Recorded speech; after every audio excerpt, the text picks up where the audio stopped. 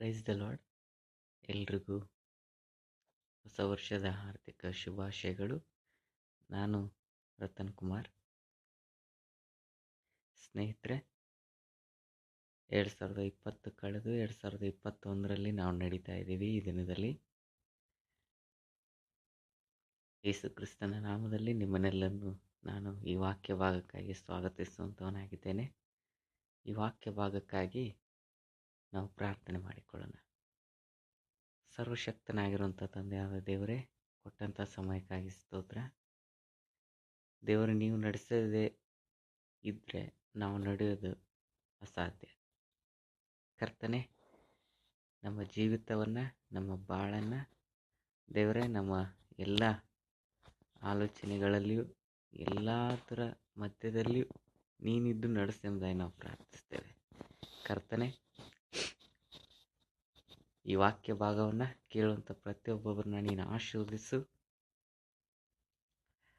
ಕರ್ತನೆ, ವಿಶೇಷವಾಗಿ ಕೇಳುವಂಥವರೆಲ್ಲ ಕಿವಿಗಳು ತೆರೆಯಲ್ಪಡಲಿ, ಆತ್ಮಿಕ ಕಣ್ಣುಗಳು ತೆರೆಯಲ್ಪಡಲಿ. ನಿನ್ನ ಪ್ರಸನ್ನತೆ ಅವರ ಮೇಲೆ ಈಗಲೇ ಇಳಿದು ಬರಲಿ ಎಂಬುದಾಗಿ ನಾನು ಪ್ರಾರ್ಥಿಸುವಂತವನಾಗಿದ್ದೇನೆ. ಪ್ರಾರ್ಥನೆ ಕೇಳೋದಕ್ಕಾಗಿ ಸ್ತೋತ್ರ. ದೇವರು, ನನಗೂ ಕೂಡ ನಿನ್ನ ಮಾತಾಡುವಂತೆ ನೀನೇ ನನಗೆ ಪ್ರಕಟಪಡಿಸೆಂಬುದಾಗಿ ನಾನು ಪ್ರಾರ್ಥಿಸ್ತೇನೆ. ವಾಕ್ಯದಲ್ಲಿ ಹೇಳೋ ಪ್ರಕಾರ ಮಾತಾಡೋರು ನೀವಲ್ಲ, ನಿಮ್ಮ ಸಂಗಡ ಇರುವ ಪವಿತ್ರಾತ್ಮವೇ ಎಂಬುದಾಗಿ ಹೇಳಿದ ಪ್ರಕಾರವೇ ನೀನು ನಮ್ಮ ಸಂಗಡ ಇದ್ದು ಮಾತನಾಡಿ ಎಂಬುದಾಗಿ ಪ್ರಾರ್ಥಿಸ್ತೇನೆ. ಪ್ರಾರ್ಥನೆ ಕೇಳೋದಕ್ಕಾಗಿ ಸ್ತೋತ್ರಪ್ಪ. ಯೇಸು ರಾಜನ ಹೆಸರಲ್ಲಿ ಪ್ರೀತಿಯಿಂದ ಪ್ರಾರ್ಥಿಸ್ತೇನೆ ತಂದೆ, ಆಮೆನ್. ಎಲ್ಲ ನನ್ನ ಸಹೋದರ ಸಹೋದರಿಯರೇ, ಯೇಸು ಕ್ರಿಸ್ತನ ನಾಮದಲ್ಲಿ ಈ ಒಂದು ವಾಕ್ಯ ಭಾಗಕ್ಕಾಗಿ ಮತ್ತೊಂದು ಸಾರಿ ನಿಮಗೆ ಸ್ವಾಗತ ಬಯಸುವಂಥವನಾಗಿದ್ದೇನೆ. ನಾನು ಮೊದಲನೇ ಸಾರಿ ಈ ಒಂದು ಆನ್ಲೈನ್ ವಿಡಿಯೋವನ್ನು ಮಾಡ್ತಾ ಇದ್ದೇನೆ.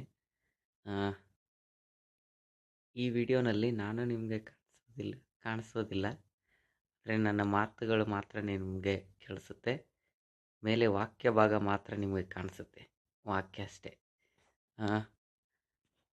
ಈ ಒಂದು ವಿಡಿಯೋನ ಬೆಳಗ್ಗೆ ಮಧ್ಯಾಹ್ನ ಮಾಡಿದರೆ ಪೂರ್ತಿಯಾಗಿ ವಿಡಿಯೋ ಮಾಡ್ಬೋದಿತ್ತು, ನಾನು ಕೂಡ ಕಾಣಿಸುವಂತೆ. ಆದರೆ ಕಾರಣಾರ್ಥಗಳಿಂದ ಈ ಒಂದು ಸಮಯದಲ್ಲಿ ಮಾಡಿರೋದ್ರಿಂದ ದೇವರ ಆತ್ಮನಿಂದ ಪ್ರೇರೇಪಿಸಿದವನಾಗಿ ರಾತ್ರಿ ಒಂದು ಈ ರೆಕಾರ್ಡನ್ನು ಮಾಡಬೇಕೆಂಬುದಾಗಿ ಪ್ರಯತ್ನ ಮಾಡ್ತಾ ಇದ್ದೀನಿ. ಅದಕ್ಕಾಗಿ ವಿಡಿಯೋನ ಮಾಡೋಕ್ಕಾಗಿಲ್ಲ. ಆದರೆ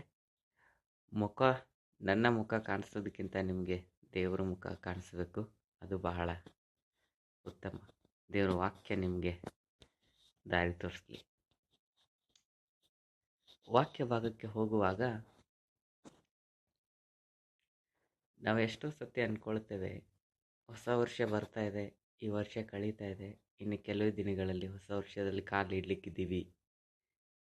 ಹೊಸ ವರ್ಷದಲ್ಲಿ ಏನಾದರೂ ಹೊಸದು ಮಾಡೋಣ. ಆಮೇಲೆ ಹೊಸ ವರ್ಷದಲ್ಲಿ ಹೊಸದು ಮಾಡೋಣ. ಏನು ಹೊಸದು ಮಾಡೋಣ? ಹೊಸ ವರ್ಷ ಬರೋದ್ರೊಳಗಡೆನೆ ಒಂದು ಹೊಸ ಮನೆ ಕಟ್ಟೋಣ. ಹೊಸ ವರ್ಷ ಬರೋದ್ರೊಳಗಡೆನೆ ಒಂದು ಹೊಸ ಬೈಕ್ ಅಥವಾ ಕಾರ್, ಬೇಕಾದಂಥ ವಾಹನಗಳನ್ನ ತೆಗೆದುಕೊಳ್ಳೋಣ. ಅಥವಾ ಹೊಸ ವರ್ಷ ಬರೋದ್ರೊಳಗಡೆ ಮದುವೆ ಆಗೋಣ. ಅಥವಾ ಹೊಸ ವರ್ಷ ಬರೋದ್ರೊಳಗಡೆನೆ ಹೊಸ ಮೊಬೈಲ್ ತಗೊಳ್ಳೋಣ. ಕೆಲವರು ದುಡ್ಡಿದ್ದವರು ಹೊಸ ವರ್ಷ ಬರೋದ್ರೊಳಗಡೆ ಸ್ವಲ್ಪ ಆಸ್ತಿ ತೆಗೆದುಕೊಳ್ಳೋಣ ಎಂಬುದಾಗಿ ಅನೇಕ ಆಸೆಗಳು, ಆಕಾಂಕ್ಷೆಗಳು ಮನುಷ್ಯನ ಜೀವಿತದಲ್ಲಿ ಇರುತ್ತೆ. ಆದರೆ ನಾವು ಯೋಚನೆ ಮಾಡಿದ್ದು ಒಳ್ಳೆಯದೇ, ನಮ್ಮ ಜೀವಿತಕ್ಕೆ ಬೇಕು ಎಂಬುದಾಗಿ. ಆದರೆ ಹೊಸ ವರ್ಷದಲ್ಲಿ ಹೊಸದನ್ನು ಮಾಡೋಣ ಎಂಬುದಾಗಿ ಯೋಚನೆ ಮಾಡಬೇಕಾದ್ರೆ ಮಾಡೋದಕ್ಕೆ ಬುದ್ಧಿ ಕೊಟ್ಟವ್ರು ಯಾರು, ಮಾಡೋದಕ್ಕೆ ಶಕ್ತಿ ಕೊಟ್ಟವ್ರು ಯಾರು, ಮಾಡೋದಕ್ಕೆ ಜ್ಞಾನ ಕೊಟ್ಟವ್ರು ಯಾರು ಎಂಬುದಾಗಿ ಅದನ್ನು ಯೋಚಿಸುವಂಥ ಪರಿಜ್ಞಾನ ಮನುಷ್ಯರಾದವರ ನಮ್ಮಲ್ಲಿ ಕಡಿಮೆ. ಎಲ್ಲ ಯೋಚಿಸ್ತೇವೆ, ಅದು ಮಾಡೋಣ ಇದು ಮಾಡೋಣ ಎಂಬುದಾಗಿ. ಆದರೆ ದೇವರೇ ನಿನಗೆ ಆ ಜ್ಞಾನವನ್ನು ಕೊಡದೆ ಹೋಗಿದ್ರೆ ನೀನೆಲ್ಲಿಂದ ಮಾಡ್ತಿದ್ದಿ? ನಾನೆಲ್ಲಿಂದ ಮಾಡಲಿ? ಆಮೇನ್. ದೇವರೇ ನಿನಗೆ ಆ ಶಕ್ತಿಯನ್ನು ಕೊಡದೆ ಹೋಗಿದ್ರೆ ನೀನೆಲ್ಲಿಂದ ಕೆಲಸ ಮಾಡ್ತಿದ್ದಿ? ದೇವರೇ ನಿನಗೆ ಬುದ್ಧಿ ಕೊಡದೆ ಹೋಗಿದ್ರೆ ನೀನೆಲ್ಲಿಂದ ಶಾಲೆ ಕಲಿತಿದ್ದಿ? ಎಷ್ಟೋ ಜನರು ನೋಡಿದಿರಲ್ಲ, ಹೊರಗಡೆ ಪಾಪ ಅವ್ರಿಗೆ ತಲೆಯಲ್ಲಿ ಬುದ್ಧಿ ಇಲ್ಲ. ಏನಂತೀವಿ, ಮಾನಸಿಕ ಅಸ್ವಸ್ಥರು. ಅವ್ರಿಗೆ ಪರಿಜ್ಞಾನ ಇಲ್ಲ, ಎಲ್ಲಿ ಬೀಳ್ತಾ ಇದ್ದೀವಿ, ಎಲ್ಲಿ ಅಳ್ತಾ ಇದ್ದೀವಿ ಗೊತ್ತಿಲ್ಲ. ಆದರೆ ಅವ್ರಿಗೆ ಇದು ಯಾವುದು ಯೋಚನೆ ಇಲ್ಲ, ಅದು ಮಾಡ್ಬೇಕು ಇದು ಮಾಡ್ಬೇಕು ಎಂಬುದಾಗಿ. ಅವ್ರಿಗೇನು ಯೋಚನೆ, ಬರೀ ನಮಗೆ ಊಟ ಬೇಕು, ನಮಗೆ ತಿನ್ನೋದಕ್ಕೆ ಸಿಕ್ಕರೆ ಸಾಕು ಎಂಬುದಾಗಿ. ಆದರೆ ಚೆನ್ನಾಗಿರುವಂಥವ್ರು ನಾವೆಲ್ಲ ಯೋಚಿಸ್ತೀವಿ, ಅದು ಮಾಡೋಣ, ಇದು ಮಾಡೋಣ, ಅದು ಮಾಡೋಣ, ನಮ್ಮ ಮಕ್ಕಳಿಗೆ ಏನಾದರೂ ಮಾಡೋಣ ಎಂಬುದಾಗಿ. ಇದ್ರ ಎಲ್ಲದರ ನಡುವೆ ಒಂದು ಮುಖ್ಯವಾದ ಸಂಗತಿಯನ್ನು ನಾವು ಮರಿತೇವೆ. ಆ ಸಂಗತಿ ಏನಪ್ಪ ಅಂತಂದರೆ, ಯಾವುದೋ ಒಂದು ಕಾರ್ಯನ ಮಾಡೋದಕ್ಕೆ ನಾವು ಮುಂದೆ ಸಾಗ್ತಾ ಇರಬೇಕಾದ್ರೆ ಯೋಚನೆ ಮಾಡಬೇಕು. ಇದಕ್ಕೆ ಅಂದರೆ ಯೋಚನೆ ಮಾಡ್ತೀವಲ್ಲ, ಯಾವಾಗಲೂ ಯೋಚನೆ ಮಾಡ್ತೀವಿ. ಏನು ಯೋಚನೆ ಮಾಡ್ತೀವಿ? ಇದಕ್ಕೆ ಎಷ್ಟು ದುಡ್ಡು ಬೇಕು, ಹೇಗೆ ಖರ್ಚಾಗುತ್ತೆ, ಯಾರ ಕಡೆಯಿಂದ ಈ ಸಹಾಯನ ಕೇಳೋದು, ಅಥವಾ ಯಾವ ಬ್ಯಾಂಕಿನಿಂದ ಲೋನ್ ಪಡೆಯೋದು ಎಂಬುದಾಗಿ. ಎಲ್ಲ ಯೋಚನೆಗಳ ನಡುವೆ ಒಂದನ್ನು ನಾವು ಮರಿತೀವಿ. ಈ ವಿಷಯವಾಗಿ ದೇವರು ನಮ್ಮೊಟ್ಟಿಗೆ ಏನು ಮಾತಾಡ್ತಾರೆ ಎಂಬುದಾಗಿ ನಮಗೆ ಪರಿಜ್ಞಾನನೇ ಇಲ್ಲ. ಆಮೇನ್. ಯಾಕೆ ಅಂತಂದರೆ, ಮನುಷ್ಯ ಮಾತ್ರದವರು ನಾವು, ಮಾನವ ಜಾತಿ. ಅಂದರೆ ದೇವರ ವಾಕ್ಯದಲ್ಲಿ ಹೇಳುತ್ತದೆ, ದೇವರು ತನ್ನ ಸ್ವರೂಪದಲ್ಲಿ ಮನುಷ್ಯರನ್ನ ಉಂಟು ಮಾಡದಂತೆ. ಆದರೆ ಈ ದಿನದಲ್ಲಿ ನಾವು ಆತನ ಸ್ವರೂಪದಲ್ಲಿ ಇದ್ದೀವಿ ಎಂಬುದಾಗಿ ಮರೆತು ನಮ್ಮ ಆಲೋಚನೆಗಳನ್ನೇ ನಾವು ಮಾಡಿಕೊಂಡು ಹೋಗುವಂಥವರಾಗಿದ್ದೇವೆ. ಆದರೆ ನಮ್ಮ ಆಲೋಚನೆಗೂ ಆತನ ಆಲೋಚನೆಗೂ ವಾಕ್ಯದಲ್ಲಿ ಹೇಳೋ ಪ್ರಕಾರ ಅದನ್ನು ವಿವರಿಸಿ ನೋಡುವಾಗ ನಮ್ಗೆ ಗೊತ್ತಾಗ್ತದೆ, ಆಕಾಶಕ್ಕೂ ಭೂಮಿಗೂ ಎಷ್ಟು ಅಂತರವೋ ನಮ್ಮ ಆಲೋಚನೆಗೂ ಆತನ ಆಲೋಚನೆಗೂ ಅಷ್ಟು ಅಂತರವಂತೆ. ಆಮೇನ್. ಆದ ಕಾರಣ ಯೆಶಾಯ ಪ್ರವಾದಿಯ ಗ್ರಂಥದಲ್ಲಿ 43ನೇ ಅಧ್ಯಾಯ 19ನೇ ವಾಕ್ಯ ಹೇಳ್ತದೆ, ಈಗೋ ಹೊಸ ಕಾರ್ಯವನ್ನ ಮಾಡುವೆನು ಎಂಬುದಾಗಿ. ನಾನು ಎಲ್ಲರಲ್ಲೂ ಒಂದು ಪ್ರಶ್ನೆನ ಕೇಳ್ತೇನೆ, ದೇವರು ಮೊದಲ ಅಥವಾ ನಾವು ಮೊದಲ?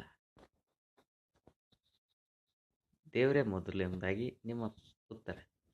ಆದರೆ ನಾವು ಅದನ್ನು ಮರೆತು ನಾವೇ ಮಾಡೋಣ, ನಾವೇ ಏನಾದರೂ ಮಾಡೋಣ, ನಾವು ಹಂಗೆ ಮಾಡೋಣ, ಹಿಂಗೆ ಮಾಡೋಣ ಎಂಬುದಾಗಿ ನಾವು ಮುಂದೆ ಅಲ್ಲ, ದೇವರ ಕೃಪೆನೇ ನಮ್ಮೊಟ್ಟಿಗಿಲ್ಲ ಅಂತಂದರೆ ಏನು ಮಾಡಿ ಏನು ಪ್ರಯೋಜನ?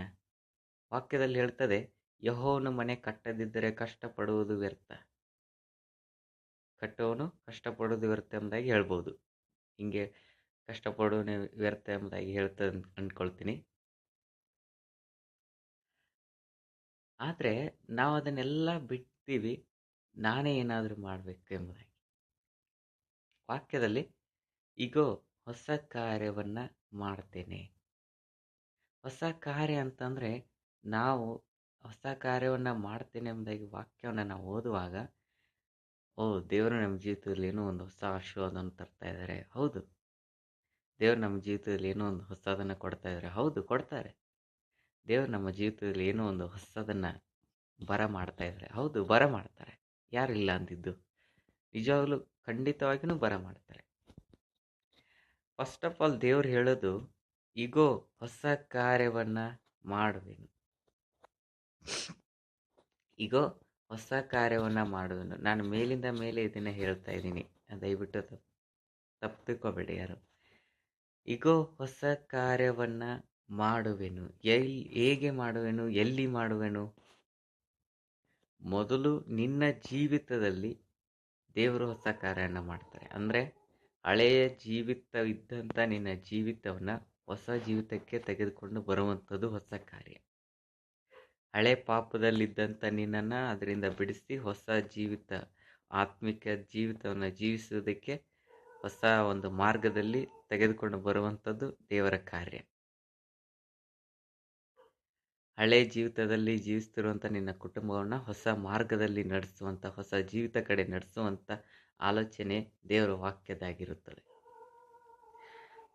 ಹಳೆ ಒಂದು ಜೀವಿತದಲ್ಲಿ ಇರುವಂಥ ನಿನ್ನ ಜೀವಿತ, ನಿನ್ನ ಕುಟುಂಬ, ನಿನ್ನ ಅಣ್ಣ ತಮ್ಮರ ಜೀವಿತ, ನಿನ್ನ ಅಕ್ಕ ತಂಗಿಯರ ಜೀವಿತ, ನಿನ್ನ ಸಹೋದರರ ಸಹೋದರಿಯರ ಜೀವಿತ, ನಿನ್ನ ರಕ್ತ ಸಂಬಂಧಿಗಳ ಜೀವಿತ ಹಳೆಯ ಪಾಪದಲ್ಲಿ, ಹಳೆ ಕೆಟ್ಟ ಚಟಗಳಲ್ಲಿ, ಹಳೆ ದುಶ್ಚಟಗಳಲ್ಲಿ, ಎಲ್ಲ ಹಳೆಯದಾದಂಥದ್ರಲ್ಲಿ ಇರುವಂಥದ್ದನ್ನು ದೇವರು ಹೊಸ ಕಾರ್ಯವನ್ನು ಮಾಡಿ ಹೊಸ ಜೀವಿತಕ್ಕೆ ತರುವಂಥ ಆಲೋಚನೆ ಕರ್ತನಾದ ಯೆಹೋವನದಾಗಿದೆ, ಕರ್ತನಾದ ದೇವರದಾಗಿದೆ.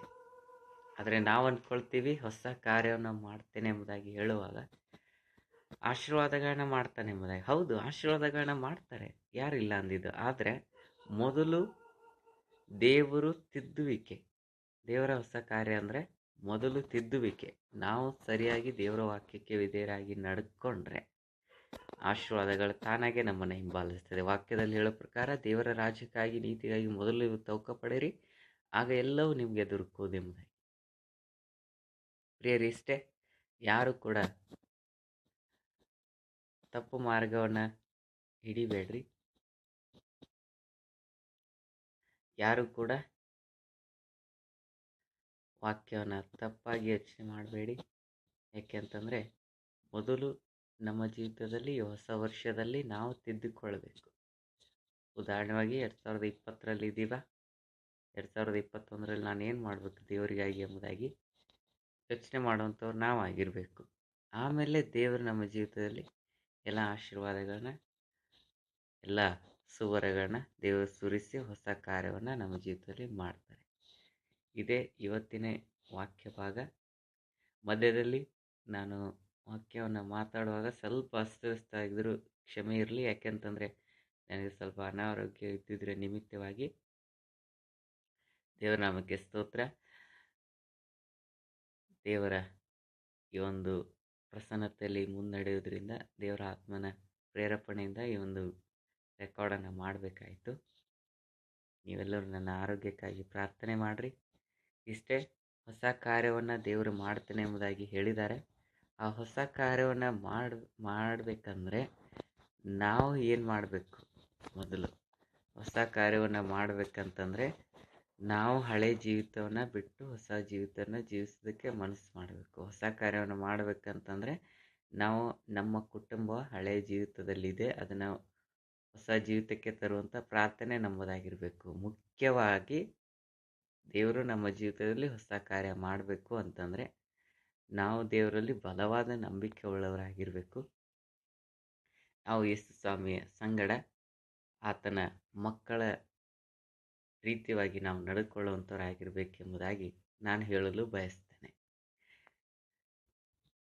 ಪ್ರಿಯ ಸಹೋದರ ಸಹೋದರಿ, ಕೇಳ್ತಿರುವಂಥ ನಿಮಗೆಲ್ಲರಿಗೂ ಮತ್ತೊಂದು ಸತಿ ಹೇಳೋದೇನಂತಂದರೆ, ಹಳೆ ಜೀವಿತವನ್ನು ಬಿಟ್ಟು ಬಿಡಿ, ಹಳೆ ಪಾಪಗಳನ್ನ ಬಿಡ್ರಿ, ಹಳೆ ಕೆಟ್ಟ ಚಟಗಳನ್ನ ಬಿಡ್ರಿ, ಹಳೆ ದುಶ್ಚಟಗಳನ್ನ ಬಿಡ್ರಿ, ಎಲ್ಲ ದುರಾತ್ಮ ಕಾರ್ಯಗಳಿಂದ ಹೊರಗಡೆ ಬನ್ನಿರಿ.